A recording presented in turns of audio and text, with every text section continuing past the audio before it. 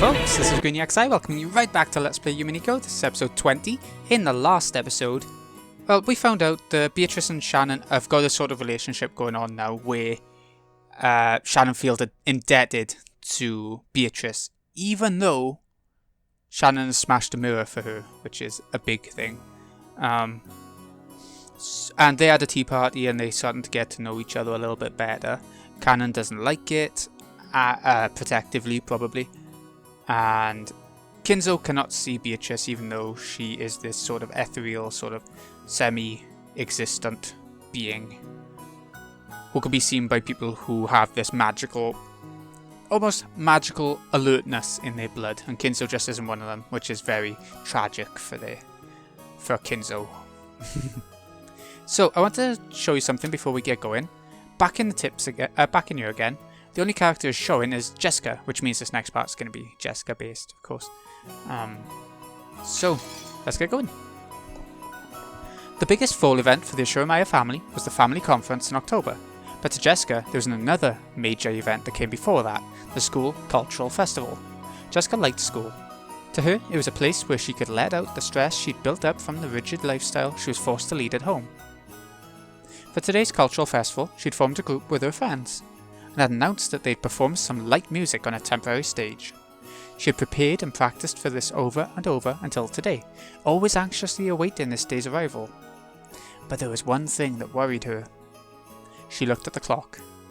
There was still a little time, but she felt uneasy. Would that person really come? After taking a single deep breath, her heart jumped when all her friends suddenly started speaking in shrill voices. No way! Hina's boyfriend is awesome! Isn't he? Rin's boyfriend looks really smart. Is it true that guy's a glasses beast? No way, my husband will be a pretty boy. God. He may not be like this for all girls. But at least at Jessica's school, a cultural festival was basically a boyfriend exhibition. Jessica didn't have a boyfriend. She had many friends of the opposite sex, but no special only one. But Jessica was a little famous around the school, and everyone thought it would be natural for her to have a fitting partner. Furthermore, her pride had led her to pretend that this was true. She'd somehow managed to keep them fooled until this year, but for various reasons, she hadn't been able to escape this year's cultural festival. Jessie, is your boyfriend here? What? No, looks like he's not here yet. Maybe he's busy with work.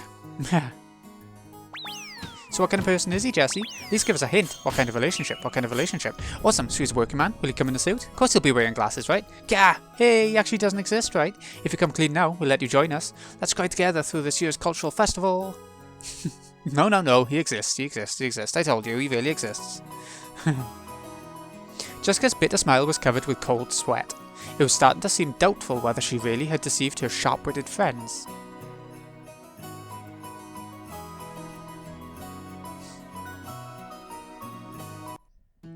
Okay, then how about making a fake boyfriend and taking him with you?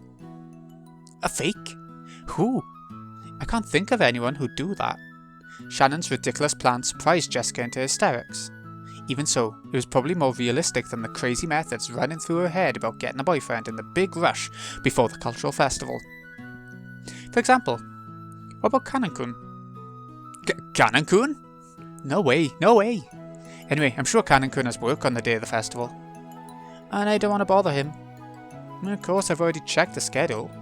Kanan-kun has that day off. Why are you always so clever when it comes to stuff like this? No, wait. It'd be even worse if he's off. I can't pull him away from a precious day off just for my own vanity. If you don't pull Kanan-kun away, he'll always be shut away by himself. So I think it'd be perfect if you could drag him out of his shell. You think so? No, but I'd feel bad for him. Then I guess you're out of options. How about meekly confessing to everyone that you don't have a boyfriend? True, it may be terribly embarrassing, but you'd only have to endure for the short and yet long time before graduation. To a pair of lovers, there's no sweeter honey than the face of a single person with an inferiority complex. Shannon, you aren't really worrying for my sake, are you? You're teasing me, right? Jessica wrestled about with Shannon, her eyes teary.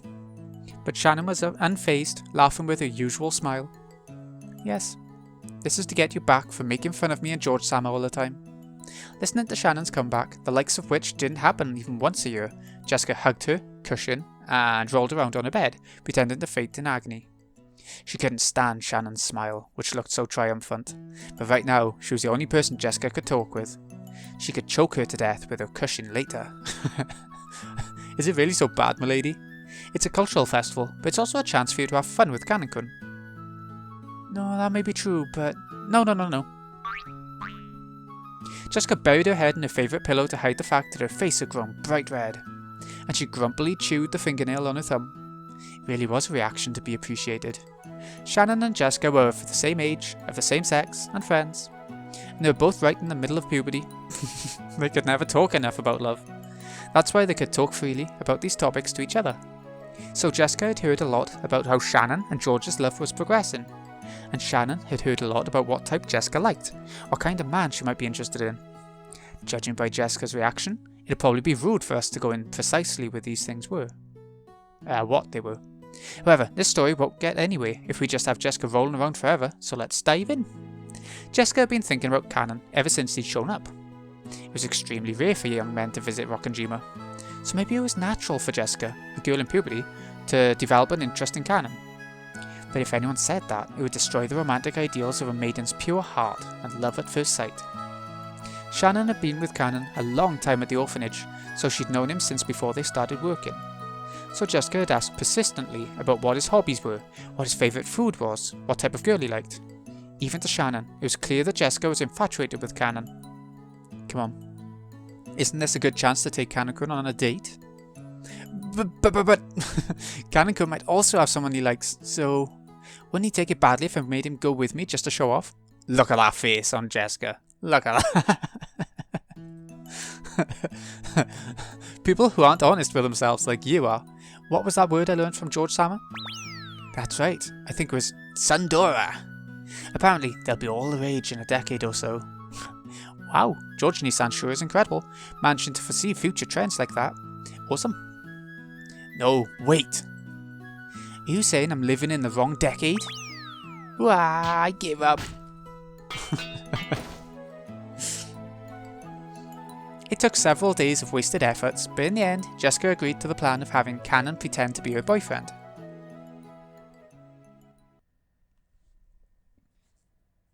But can they persuade Kanan? That's the big question. Yes, milady. Did you call me?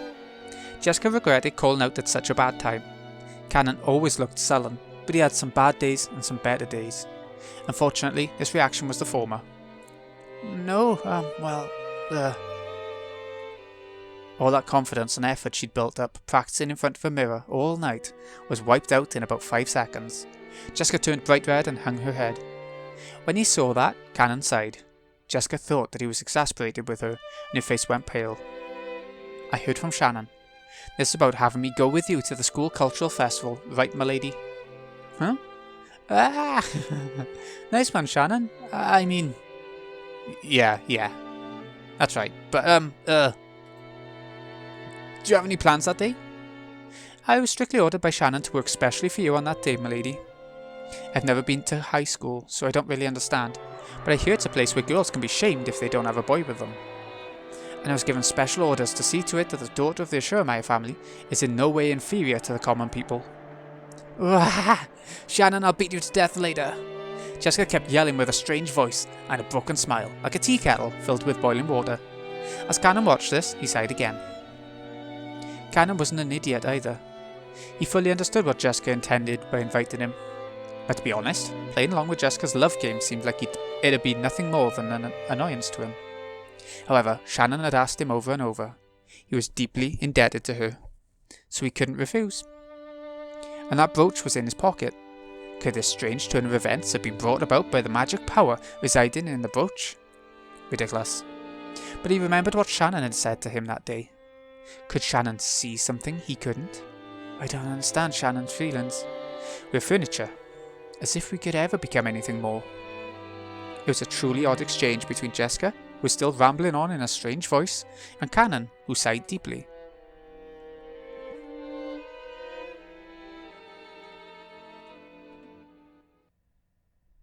It's going on at a good pace, mind, isn't it?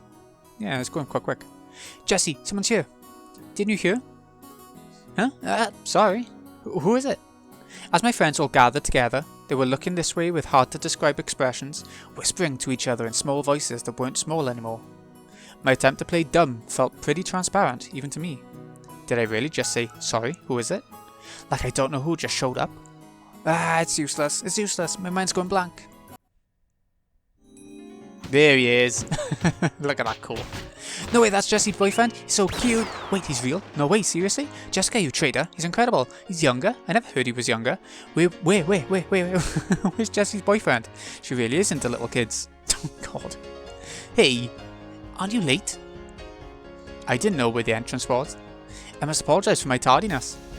Right, that outfit looks really good on you. Shannon said normal clothes wouldn't do, so we went and bought this the other day. Does it look strange on me? That's not true. Shannon, when I get back, I'll promote you 2 levels. Feels like everyone here's a girl. It's uncomfortable. Yeah, isn't it? Come on, let's not hang around here. Let's go to the stage, okay? Because I'll be up pretty soon. Come on. Jessica seemed just as uncomfortable. It looked like being bathed in everyone's interested gaze were hard on her. When he saw Jessica's appearance, Cannon thought he might have made things difficult for her by coming. I get the feeling I'm getting in the way. Am I being a burden? I told you, no way. Please tell me at any time if I start getting in the way. Yeah, no way, he calls himself Boku. Hey, there's no way you'd get in the way, Cannon-kun.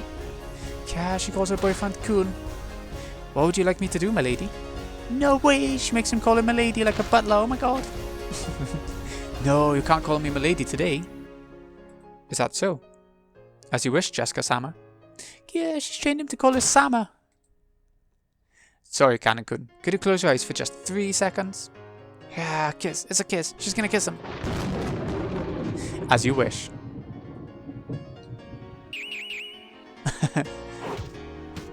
Bang, thunk. Bam, bam, Sam. Crash. By the time Cannon opened his eyes, a horrible tragedy had occurred in the room. Everyone had been driven into the walls, their arms and legs outstretched. Good old Jessica. Jessica had slipped her brass knuckles back into her pocket before Cannon's eyes opened. Anyway, let's go over to the stage. Our turn's coming up soon, so take a seat and wait for a bit. Cause we gotta get ready. Go straight to the end here, and you'll see a temporary stage. You'll know where to go. Please wait there. She pushed Cannon's back, as he seemed to be having trouble moving himself, and chased him out. Even though Cannon was confused by Jessica's attitude and her panicky state, which he'd never seen before, he followed her instructions and headed in the direction she had indicated. After seeing him off with an awkward smile, Jessica slammed the door shut and yelled loudly. There you go, you saw right? You saw that, you happy now? Sucks for you. Oh, good. I lost the bet. Oh, sure Jessica didn't have a boyfriend. You sure that was her boyfriend? I bet she's just abusing one of her servants, right? Wow, Jesse's boyfriend's incredible. Shut up! Come on, let's get ready. When Jessica took the brass knuckles out of her pocket again, everyone energetically returned to their tasks.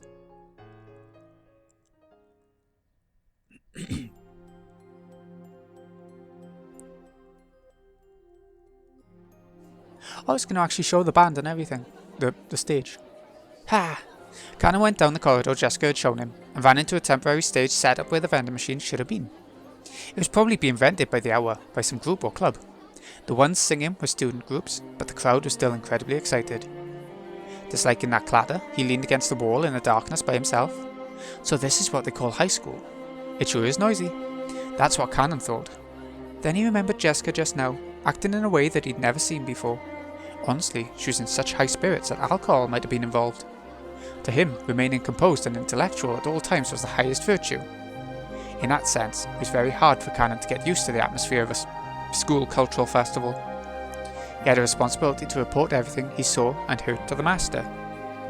So he also had to report about how Jessica had acted without restraint earlier.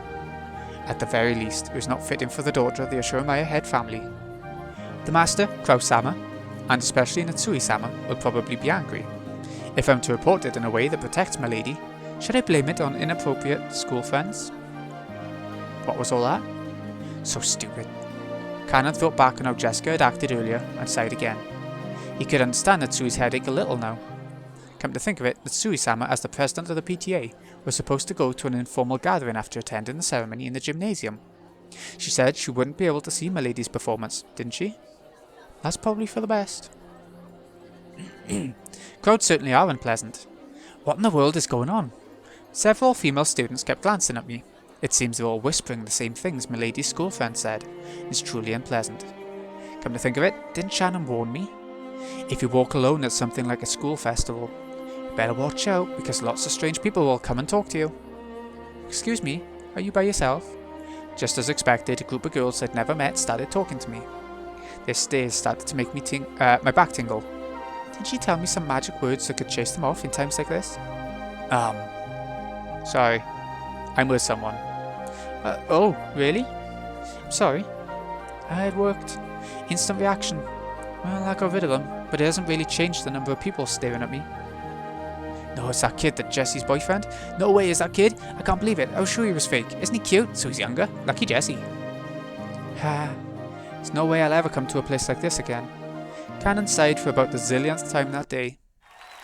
When he did, the lighting changed, and a standing audience started cheering. He looked around, realised that there was suddenly a large group of people there.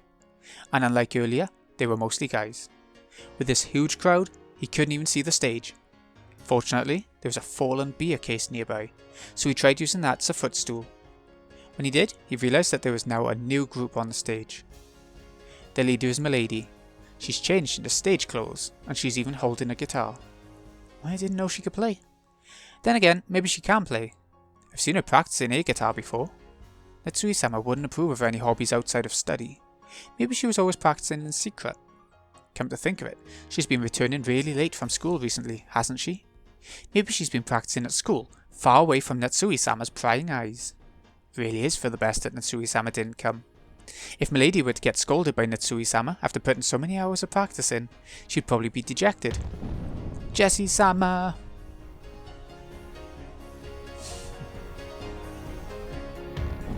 Everyone, thanks for gathering here today. I could hear Jessica-sama's forceful voice through the speakers. Jessie-sama? Maybe that's her nickname at school. The students in the audience kept calling out that name. I'm a little offended by that crude name. It's inappropriate for Milady. Jessica-sama was in high spirits as they kept shouting Jessie-sama. Everyone here was probably a fan. Her mic performance picked up on that and electrified them even more. It was almost like a music program on TV. At first he'd thought this was all silly, but that feeling had changed into appreciation. It was incredible in its own way. Cannon never listened to music of his own free will, but he'd often heard the kind of music the Ashuramayo family liked. Since it was almost all classical, Cannon had naturally taken a liking to that kind of music. So to Cannon, the song Jessica sang was, how should you say it? Extremely colourful. In any case, if Natsui-sama heard it, she'd probably faint.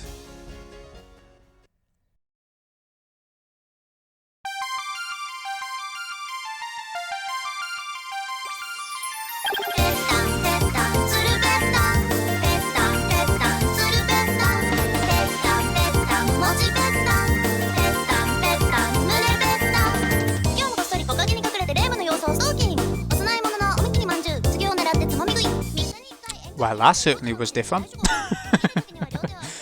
But everyone looked like they were having a really good time. Some die-hard fans, who had even brought pen lights, sang along and danced crazily with the same movements, almost as though it had been planned ahead. On the stage, Jessica-sama also sang enthusiastically, dripping with sweat. He couldn't find a single element that was appropriate for a daughter of the Ashuramayo family, but it looked like so much fun. Jessie-sama, Jessie, Jessie. Again today, behind me, the sound of footsteps. Oshiro-sama is stalking. Oshiro-sama. Oh god, Higurashi style. Curses, disappearances, sacrifices, torture, onikakushi. Does that make a good snack? Don't say Marisa. Very Higurashi. Wow. There's a lot of surprises this time. I must not go along with it, but at any rate, Milady is full of life and looks like she's having a great time. As I watched Milady enjoying herself, I thought, could this be Ashuramayo Jessica's true nature? Don't I know better than anyone that during her life on Rokkenjima, she's had no choice but to kill her sense of self?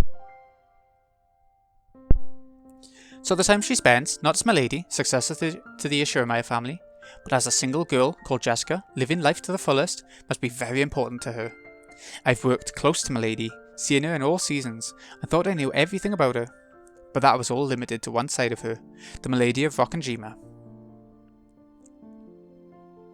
We are furniture. We serve on Rockanjima, end our lives on Rockanjima. So I've come to think of Rockanjima itself as our whole world, as though, like in Ptolemaic theory, the ocean spilled off the end of the world into an abyss. But when I look at Milady like this, I can see how horribly narrow their outlook is. I still can't go along with the excitement of the crowd, but I feel like I can see something that cannot be seen at Rockanjima. I'm not sure if this is the unseeable thing Shannon was talking about, but the ocean still doesn't look blue to me. Is he falling in love with Jessica?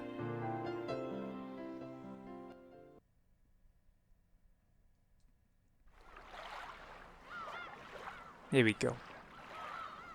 That was a nice change of pace though, wasn't it? Oh, I love that orange. Like, I really like that orange. I haven't seen sunset like that for so long. I miss it. Okay, nighttime. Wasn't the cultural festival at Jessica's school today? How's the principal doing? He seemed to be in good health. That's right, Diet member Takamiya was also there. He said to give you his regards. Busy as usual? Appeared so. That person is also very energetic. Oh, and I believe President Emoto also made an appearance. Naturally, the topic of Jessica's cultural festival came up at dinner. School events often became social gatherings for local volunteers. It was the same for the Shiramaya family, who were celebrities around here. Natsui remembered the name of the one VIP after another at that social gathering, telling Kraus the news about them. Jessica didn't really have any interest in that discussion, and rudely slurped her pumpkin soup. Milady, perhaps you ought to take more care with your manners. Yeah, sorry about that.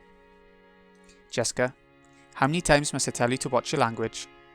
Yes, ma'am. Jessica answered, discouraged. When he saw that, Kraus smiled a little and paused his conversation with Natsui.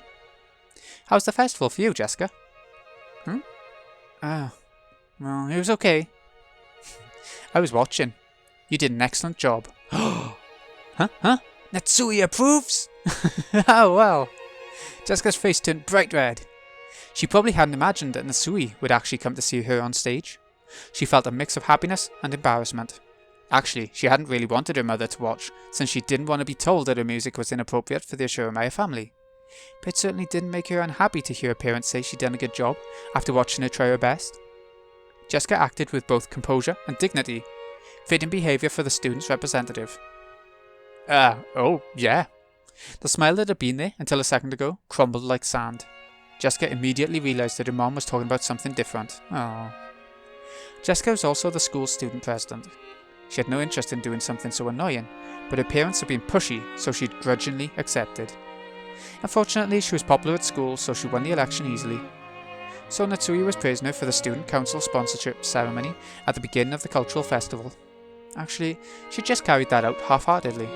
After that, she immediately met up with her friends and held a stage rehearsal for the rest of the time. That experience of standing above people and bearing a responsibility will surely prove useful in the future. I'm sure it'll help Jessica mature as a member of the Shiramaya family. But he rushed a little while giving the greeting. You get a pass on content, but the fast pace of your speech lessened the impact. It might help if you developed the habit of pausing every once in a while. Yeah. Oh, that's disappointing. After she finished eating, Jessica didn't feel like going straight to her room.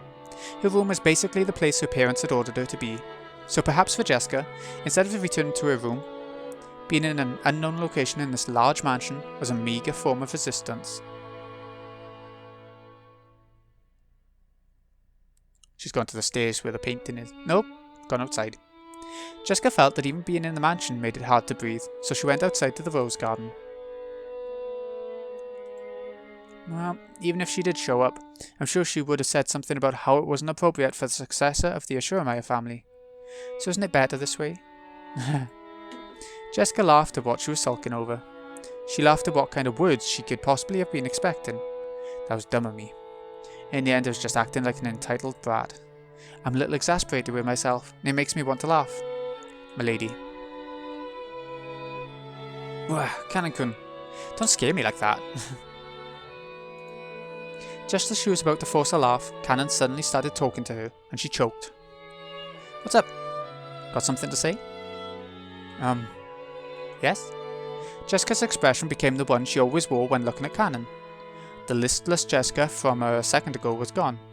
If she had still only known Jessica as the eventual successor to the Shuremire family, as he had until yesterday, he might have mistakenly thought that Jessica's mood had sprung back to normal.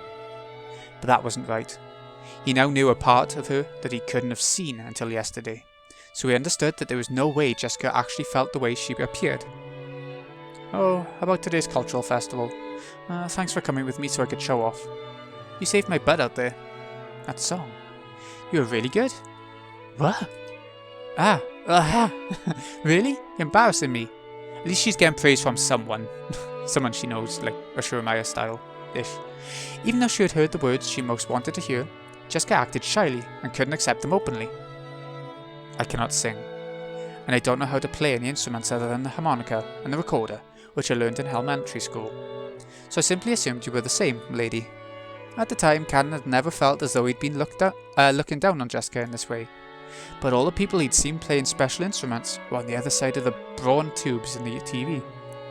At the very least, he'd been under the impression that it'd be impossible for Jessica. I'm furniture, so I didn't believe there was any need to sing or play instruments, but I'm not sure anymore. Seriously, Cannon-kun, enough with that I am furniture business. That's like a proper attitude your servants are supposed to have, right? Servants are supposed to be like living furniture. Genji-san says it a lot. It isn't just a proper attitude, because we really are furniture. I know the kids from the Fukuin house receive assistance from grandfather in various ways, and I realise how grateful you are for that. But it's a bit cruel for you to have to call yourself furniture just because of that. We're all human, aren't we? Cannon-kun, when you saw me singing, what did you think? It looked like you were having a lot of fun. I don't think that's true. You didn't just think it looked fun. You were envious, weren't you? That's not... Cannon probably hadn't noticed that emotion himself. Most likely, Cannon saw something he'd never seen before, learned about it for the first time, and felt envious. And to trick himself out of that emotion, he'd called himself furniture over and over. I know I'm a successor to the Shuremire family or whatever. Well, I'm sure there'll be a lot of annoying stuff to do from now on. As far as that goes, I can't do anything but give up, since I was born under an unlucky star. Probably just like you had to live at the Fukuin house, I don't have a choice either. I couldn't choose the stars under which I was born. That may be true. But there's one place where you and I are completely different. Know what that is? I am furniture, milady is not. He was about to say that, but stopped. I don't know. Cannon-kun, you decided that your fate determines everything about you, and you gave up. But I can't accept this kind of fate, so I do the best I can. So, while there's still a rigid and cornered me that's got to stay as the daughter of the Shuremire family, I've created another me that can do what I like to the fullest. Another you? Yeah. Cannon-kun, you've been instructed to say because I am furniture. I'm sure you've gone through a lot of tough times just because of that. I think that's really unfortunate. But the idea that your entire life will be decided by that alone just seems sad to me. You know, it's always possible for people to create another self inside them, a self that they can truly grow to like. I'm not talking about escaping from reality, okay? When I'm that other self, I can really feel like I'm living a great life. So no matter how constrained and boring everyday life gets to be, I can always live on without suffocating. To make another self inside yourself that you can truly grow to like. To make another me, one that isn't furniture. Through her relationship with George Sama, has Shannon given birth to another self that isn't furniture? And did this other Shannon see something that cannot be seen by furniture? That's right. I don't know anything about your private life, Cannon-kun, but I can sort of guess. Your private life probably doesn't exist at all. Am I right? Cannon couldn't reply, but that was answer enough. He had no concept of a private life, so Cannon would always be Cannon, so furniture would always be furniture. Cannon-kun, Cannon isn't your real name, right? In the Fukuin house, new graduates would be given new families and a new life, so they were also given a new name. In his case, that was Cannon. Certainly, this name of mine may be a temporary thing. Before he had thought of himself as Cannon and no one else, but he remembered. There definitely had been another self that wasn't Cannon, but that was far, far away, beyond the distant fog of oblivion. So even for you, it should be okay to have times when you're Cannon-kun and times when you aren't. Maybe when you act as a servant, that Canon-kun calls himself furniture and strictly limits his own will. But when you aren't Canon-kun, I think it's okay to live much more freely. Those words definitely weren't just lip service. Jessica had also been like this in the past. She'd cursed her own birth into an environment different from all of her friends at school. Only she had been in a heavily constricted environment, forced to learn all sorts of things, and she had even been told whom she was and wasn't allowed to play with. It may have been sad that she'd given up, resigning herself to the fact that she'd been born under that kind of star. But one day, Jessica stopped giving up and surrendering. Stuff like assuring her family customs and pressure didn't matter. She created a real Jessica inside herself, one who could do what she really wanted to do. You know, I go by the nickname Jessie at school. When I'm Jessie, I live life honestly and to the fullest. And because of that, I can do my best when I'm Jessica too. Would it really be so bad if you could also have times when you're Canon and times when you're, your real name? When you aren't Canon, can't you try becoming another self that you can like? A time when I'm not Canon. He'd once thought of his real name as being completely meaningless. Because of that, he'd thought that Canon summed up everything about him. And now Jessica was telling him to create something new, another self that wasn't Canon. Canon-kun, if you don't mind, tell me, what's your real name? He was silent for quite some time. Maybe Canon's real name had risen to the tip of his tongue.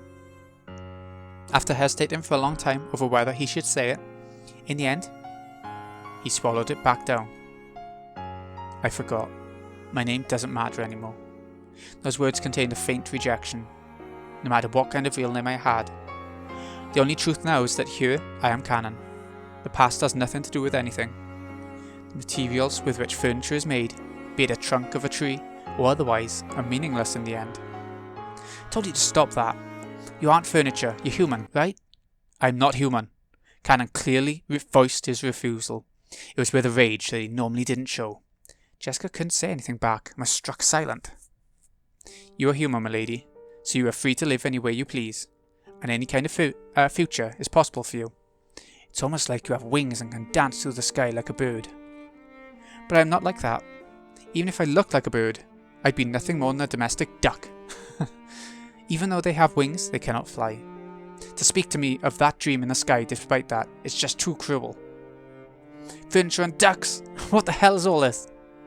No. Jessica had unconsciously gone along with Canon's forceful manner of speaking, but she realised that she shouldn't fire back and swallowed her words. I don't know anything about you. I don't even know your upbringing, and I don't know the hardships you've been through. So I can't even imagine why you started calling yourself furniture. But know this. You aren't furniture, or duck. You're a real human. If you want to say Canon-kun's furniture when he's working as a servant, that's fine. But in that case, don't you think you can create a self for when you aren't furniture, for when you're human? Only a human like Milady can embrace that possibility.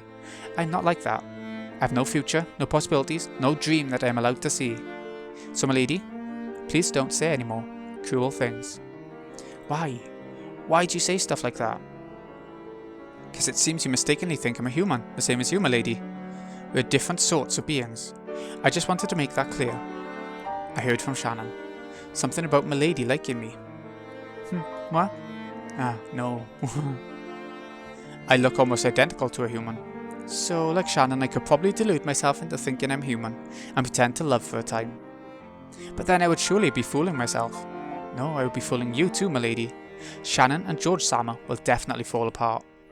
Even though Shannon herself probably realises that day will come, she's taking part in such a stupid... There's nothing stupid about it. Sure, George Nissan's a wonderful person and he's got to match up to his parents' expectations. I'm sure when it comes to marriage, Aunt Eva will interfere in various ways, and I think their future prospects look like they'll be full of trouble, okay? But you know what? George Nissan isn't the kind of guy who'll surrender to that shit. Shannon's no Juliet, and he'll definitely bring her happiness. People cannot engage in romance with furniture. What I'm trying to say is that even if you can love furniture, I cannot love you, milady. Those words of Canon's crushed all of Jessica's bittersweet feelings from that day. There was no way her emotions could have predicted that she'd be refused so bluntly. In an instant, she lost the willpower that had led her to try and unravel something stubborn in Canon's heart. And before she knew it, she was just standing there in shock. "My lady, if your feelings for me were due to my conceit, then I must ask that you forgive me. No. Well, I won't deny that. Thank you very much. Thank you very much for thinking of me as a human. Those feelings alone really do make me happy. Anything more would be too cruel for me, so... No, oh, I've said enough. Sorry about that. Jessica recklessly scratched at her head and spoke, trying to force her voice to sound bright. I just kind of ran on ahead of myself, and was a burden on you. I'm really sorry. I'm sorry for causing so much trouble on your precious day off. No. I was also happy that I could see you having fun. Then let's call it a night. If I don't go back to my room and turn off the lights, Mom will get mad at me again. That's probably for the best. I wish you a good night, my lady. Yeah. Good night. Canon saw Jessica trot away with her back to him, looking disheartened. But then she suddenly broke into a reckless dash and disappeared in the direction of the mansion. As he watched her back, for just an instant, Canon was tormented by the feeling that he'd just made a huge mistake. But he hadn't made a mistake at all. He'd been forced to refuse her now for her sake, while the pain was still at its smallest. Nice going, making a woman cry like that. Oh, I didn't expect you to refuse her that strongly. If you'd given a normal answer, another pair of lovers would have been born thanks to my magic. Here she comes. How long have you been there? What a horrible person. When he turned around, the witch was suddenly there. Looked like she'd been there the whole time, watching the two of them as though enjoying a play. I shall forgive you for your insults just this once, in deference to that amusing little show. Even after 1,000 years, no more interesting show exists than complications between boys and girls. To me, it's a pleasure that's better and more addictive than opium.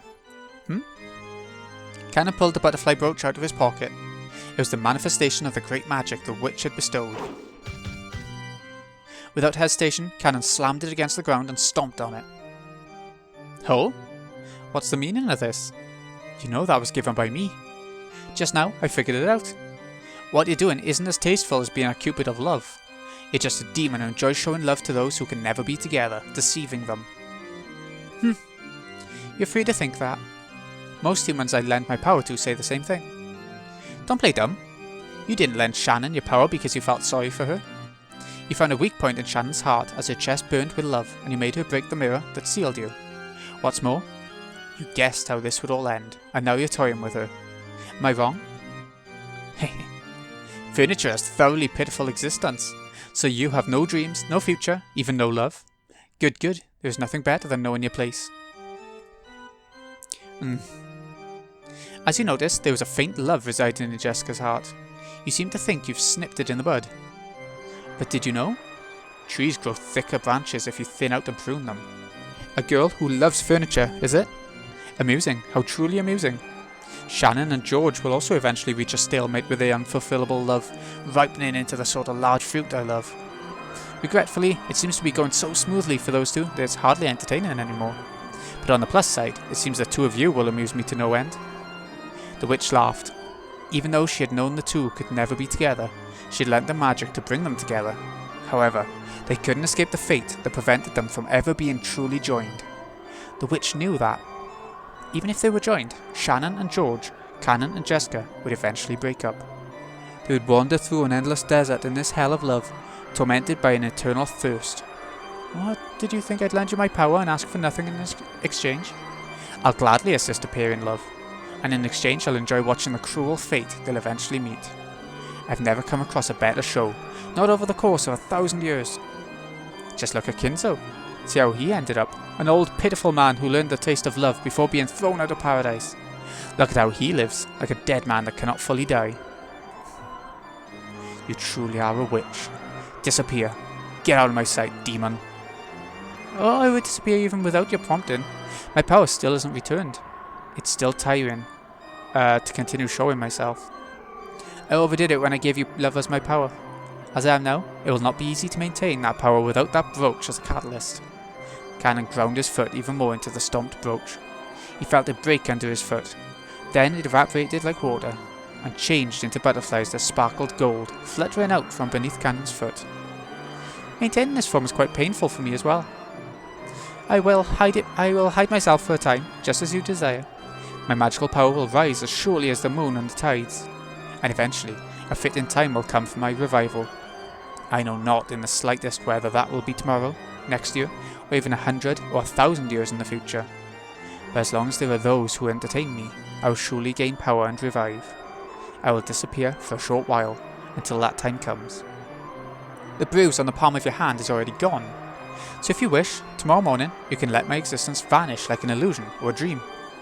After all, nothing saddens me more than being forgotten. However, I will surely be revived. Be on your guard, so that you will not regret that day's coming when it arrives. I will surely have my second coming, and rule over everything as this island's true master. That's the time when the door to the Golden Land will be opened again. The greedy dead will surely wake me. You talk too much. Disappear now, Golden Witch. She does talk quite a bit. The witch became a cloud of gold butterflies and scattered away, leaving behind a scornful laugh. The whole area sparkled like a gold blizzard in a snow globe. It was a fleeting, fantastical scene that disappeared in a heartbeat. Wow, so we've got one couple who are getting together really well, and then the other two which are just... Nope. The witch could no longer be seen. However, Cannon felt like he could still hear that shrill, unpleasant laugh. How amusing. How truly amusing. Why is the human world still so amusing after all the years I've been away? Go mad with love. Go mad with gold. Those who don't go mad from one of the two are not human. I see, so that's why the word furniture is so fitting. Furniture is created to serve humans, and I cruelly treat humans as playthings to sate my 1,000 years of boredom. What a truly amusing three-way deadlock that cannot control furniture. Kinzo, you fool, what a truly entertaining scheme you've worked out. Furniture, you fools, just you try and see if you can fell me. Tonight, 2 seeds of love have been sown, including the one already sown that makes 3. Kinzo and Beatrice, I think. Definitely. Beatrice, why did you leave me alone in this painful world? I hate you. I will hate you for all eternity for not even trying to answer, despite being yearned for so. Master, drinking any more will be damaging to your health. Dr. Nanjo warned you as well, did he not? Be silent, Genji. You do not understand my grief and sadness. And I believed at least you, my oldest friend, would understand my pain.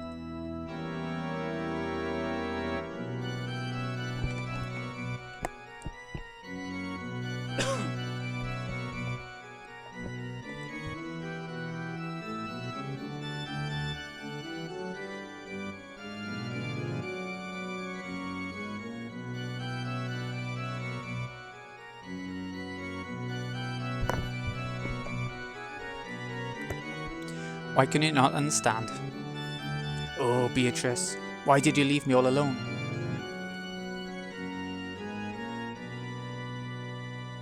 Aha. What the hell do you mean, furniture? I don't get it.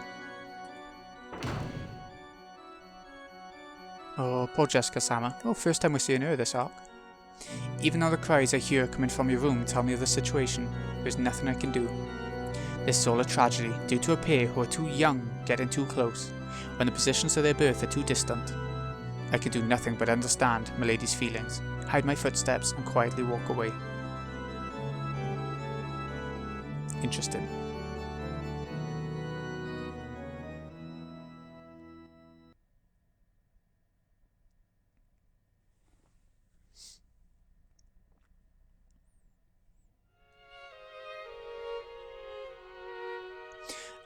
What do you mean by that, George-san? I mean what I said. I still haven't built up my castle. Once I manage to do that, I'll finally be able to think of myself as an adult. When that happens, I want to marry you. That's, But my heart won't let me do that anymore. So I want to give you an engagement ring. Engagement, you say? But, furniture. Oh, right, that. Well then, furniture has to listen to what people say, right? Right now, I'm having a ring made that'll be fitting for you. I think it'll be ready in time for me to bring it to the upcoming family conference. I'll give it to you then, so please, I want you to let me hear your answer. We saw in first arc that he gives you a ring. If you accept, then I'll proclaim our engagement right there, in front of all the relatives, including grandfather. George-san? I'm sure some people won't approve of our relationship, but there's no need to look at their faces. because you only have to fill your eyes with me. I'll definitely bring you happiness. That's the one thing I can promise you with certainty. So they're the 3 seeds, love seeds, going on.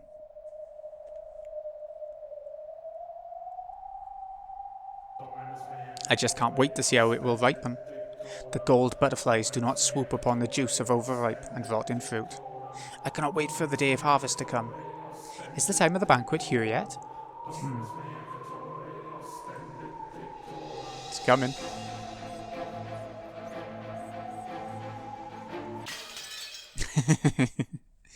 Okay. That all felt like everything we've had so far this arc feels like one big sort of prologue, I guess. But it's important. An important prologue. October the 4th, 1986, the first day, is going to begin. Ah. Exciting.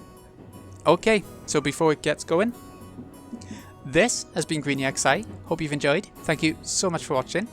I'll see you again in a wee bit. When it looks like the main sort of couple of days are coming. Thanks again for watching, folks. See you again in a bit.